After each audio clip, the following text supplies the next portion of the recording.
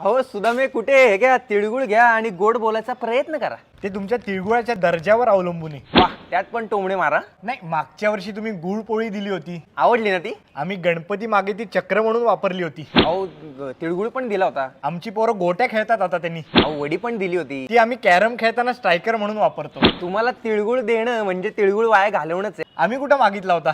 तुम्हीच येता आणि म्हणता की पुणेकरांनो तिळगुळ घ्या आणि निदान ट्राय तरी करा. पुणेकर आणि गोड हे दोन्ही विरुद्धार्थी शब्द आहेत माहिती. हो, मग प्रत्येक कलाकाराला आपलं नाटक पुण्यात हिट व्हावं असं का वाटतं? प्रत्येक मराठी चित्रपट हा पुण्यातच का जास्ती चालतो? आम्ही कुचके नसतो, चोखंदळ असतो, चांगल्या गोष्टींचा सन्मान करतो. काका तिळगुळ. अरे बाळा, आलास का तू? चल चहा घेऊन येऊ. एक मिनिट, ह्याच्याशी तुम्ही इतके गोड कसे काय बोलला? कारण का हा फक्त चांगला तिळगुळ देतो, उगाच शहाणपणा करत नाही. जाऊ दे, हे घ्या, तुम्ही तिळगुळ घ्या, फक्त काहीच बोलू नका. अहो तुम्ही गोड सोडा, आधी किमान सरळ तरी बोला. आम्ही सरळ बोलत नाही, आम्ही माणसांना सरळ करतो.